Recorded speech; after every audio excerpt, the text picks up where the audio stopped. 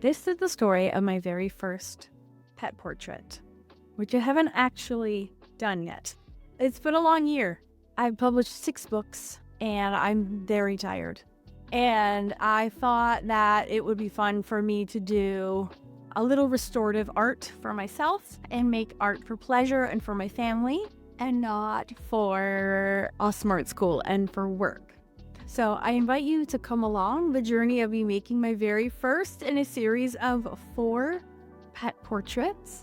I've never taken art history class, so I don't really know what is supposed to go into an actual portrait. And I've always been inspired by the castle in Scotland that I go and see twice a year. I'm quite a castle addict and visiting, and I'm always just stunned and awed by the rows and rows of portraits that adorn the halls and the walls of all of these great Scottish manor homes and castles that I have spent time visiting over the last 8 years.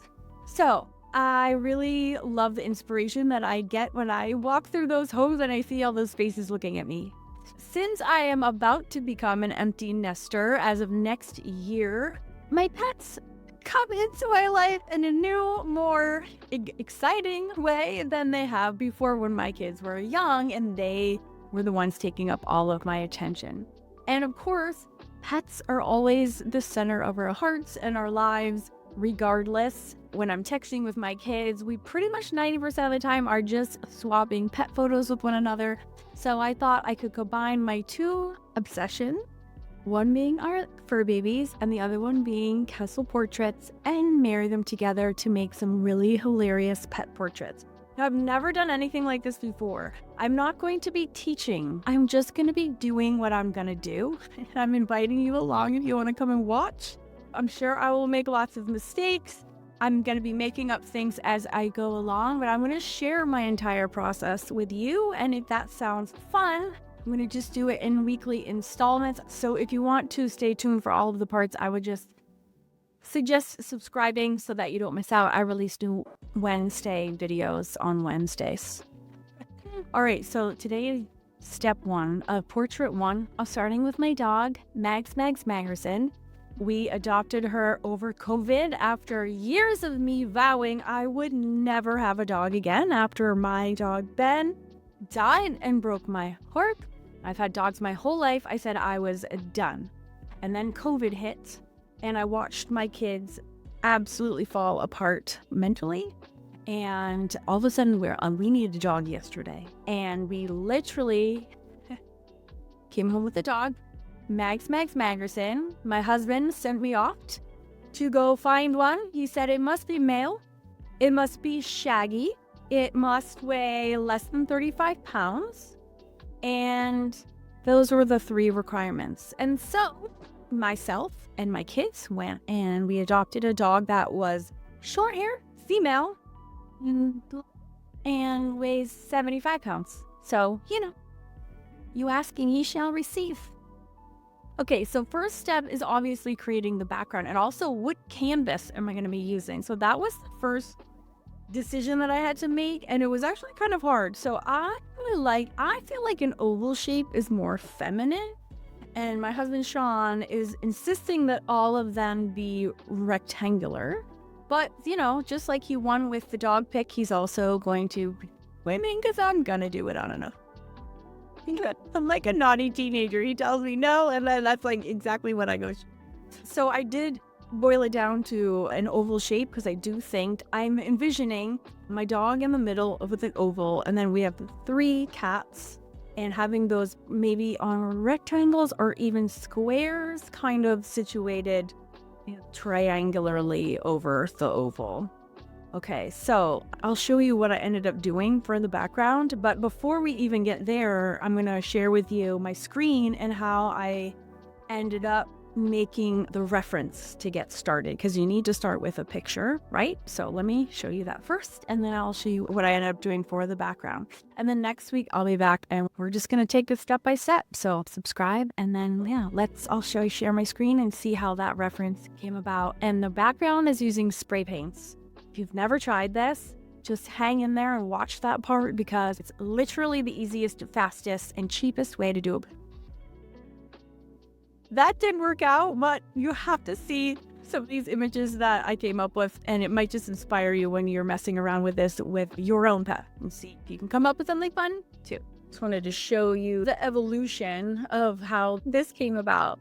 So I started, and this was my prompt. I went into ChatGPT because I know I wanted to be mixing my dog with a real portrait from before 1925, so well before the copyright time frame goes into effect. I uploaded first a picture of my dog. I came over to ChatGPT and I felt fine about doing it above board because I was using a personal photo, and then I knew I was going to be mashing it up with a very old portrait, which would clearly have cleared all of the copyright time periods and everything fine. So the first prompt I entered was, I'd like to do a royal portrait painting of my dog as her amazing self, but in an Elizabethan color. Here is her photo. Can you put her in an old-timey portrait style, looking like an oil painting?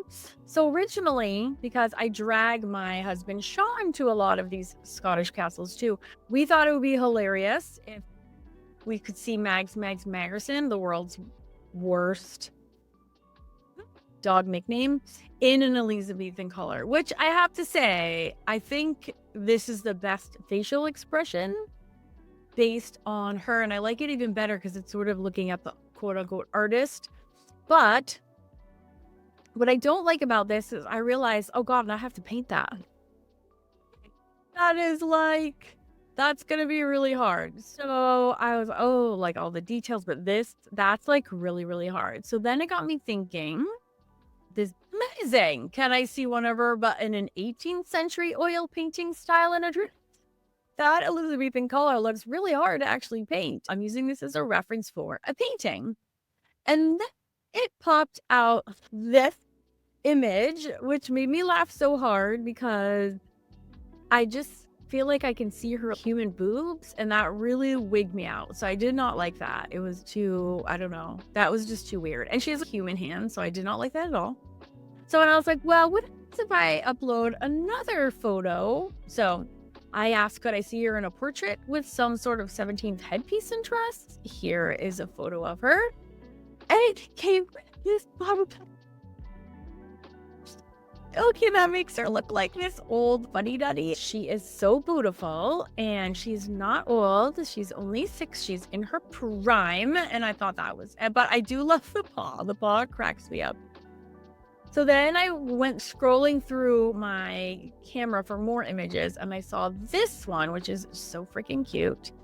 And of course, I had to give ChatGPT praise because I did like what it was. I didn't want to let it know that it was on the right track. So I said, these are the best things I've ever seen. How about one with a smaller crown and some jewelry on this portrait?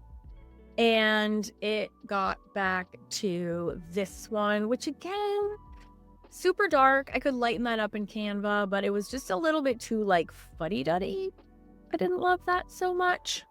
So then I uploaded a picture. I bought a pack of steampunk images from Amazon when I was doing a huge steampunk series in my drawing club. And I was like, what if we did like a steampunk style? And it gave me back this, which I thought was pretty badass, but she looks so masculine. And we've already discussed how beautiful she is. So that didn't work. But again, it was a good job. So I gave it some good praise. And then I said, could I please see my dog with the steampunk jewelry on the cat? I did another reference to have him do a mashup. I actually quite like this one because she does look beautiful, but it's starting to not look like her. Like her ears are longer. So I didn't love that as much. So then I just was like, hey, can I see that pose in a Cleopatra dress? I don't know what made me think of that. And here we are. And that, my friend, is the winner because she looks so beautiful. And I feel like, you know, she does have queen status. She is like more powerful than just a portrait. She's queen level. So I decided to go with that. So then I did this. I went over to Canva. Let me show you what I did. Okay, so I downloaded that from ChatGPT and then I uploaded it into Canva. Okay, so here's my upload button on the left, and I brought those over with me. And then I removed the background. So first I wanted to give Sean his Elizabethan collar, but I was like, the more I thought about it, I was like, no. And she's like stuffed into this coat. And then I was looking at, so I love Canva, trying to make images with AI. I actually use Canva because Canva uses only copyright free images to make new images. I only use ChatGPT if I'm doing something like that. Like I'm using like my image and then like a copyright free one from the past. That is totally fine. Now I do love this one still. I do, but just honestly, the thought of like making all of those swirls was like, I was like, I can't do it. So I was looking through again more of those copyright free images. Canva's awesome because you can upload your picture. You click upload here on the left. You can upload your files. You can pick it from your computer. And then with just a click of a button, I'll show you like this. There's a button that says background remover right here at the top. Let me just make that bigger so you can see it. See, it says background remover. And then it will literally just like take the background off. So it's a really quick way now if I want to try different background colors, let's say, we can try all sorts of different things. And it's just a great way to like try things on for size. Now, you can also lighten up your images in this way too. So I could click on Maggie. I can go up here to edit, adjust, and then I can mess with the brightness settings. So I could be like, oh, it's so dark. Oh, there we go. I just jacked up the brightness and there she is staring back at us. And we can decrease the contrast and it'll brighten her up even more. So it's just a really good way to get like a visual idea of what way you want to go. So I did Mags Maggerrson. And look at how beautiful she is. So now once we have the background color, I needed to blow this up to scale because I'm going to try. There's no way I'm like freehanding all of that. And when I want to get like an exact copy of something rather than draw it, especially for paintings, I never actually transfer when I'm drawing on like using dry media. But when I'm doing mixed media work, which we will be doing, I always transfer because I want it to be much more exacting, and you just can't get those fine lines and precisions on a canvas, especially on a painted canvas background. So what I had to do is I had to take this original image and I had to stretch it and blow it up to size. So it was going to be the size that I was going to be using it for.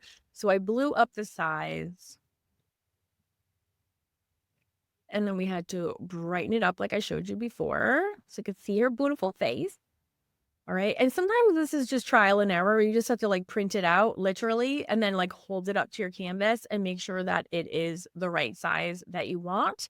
And so that's exactly what I did. And I ended up printing out those two papers. And then I just taped my two sheets together so that I'm ready to do the transfer. But before we do the transfer, we have to do the background. So let me show you how that turned out.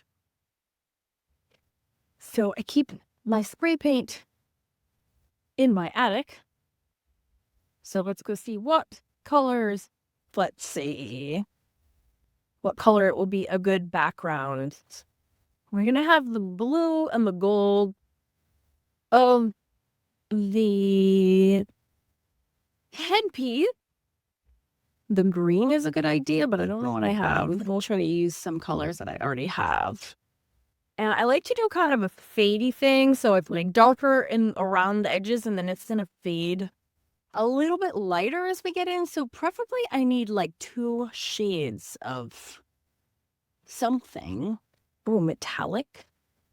That's kind of interesting. Kind of neat. To metallic, and I'll have this like claret wine color.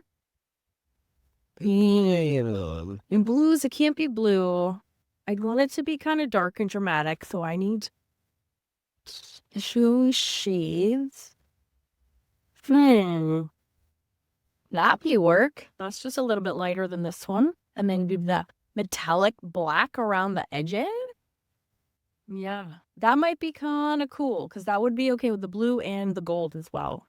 Let's do one more peek back in here. Let's see what that else I find. That's probably pink. That's right. I think this might be cool. And flat spray paint it cannot be glossy. So I think I'm gonna give this a try. All right, let's go.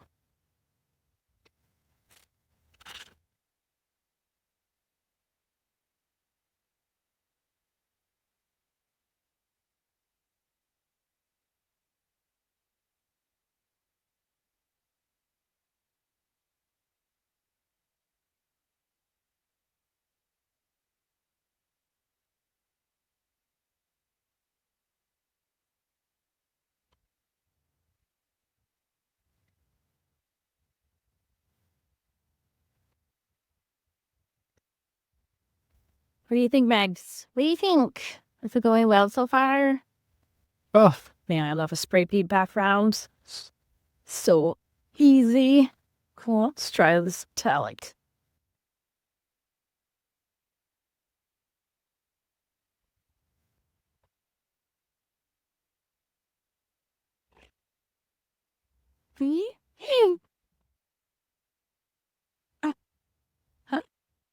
It's really hard to fill. And spray paint at the same time.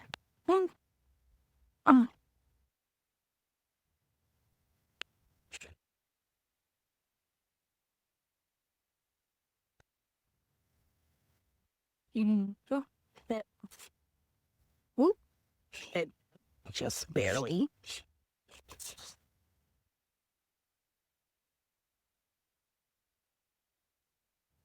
Oh, that is amazing. Just like that. Boom, done. And this is how it looks dry. So it has like a little bit of a sheen because of the little metallicness. But it's a nice, I was looking for like a nice fade. So it would kind of fade a little bit lighter in the center. But you saw how quick it was. It was literally like 2 minutes. And now I think I'm ready to go. So in next week's video, I'm going to be taking the reference and I'm going to be transferring it onto the Canva. Right, so stay tuned for that. So in the meantime, if you need something to tide you over, check out this video because I'm going to be showing you other cool ways to use spray paint to make the fastest, coolest backgrounds, but also using stencils. I will see you there.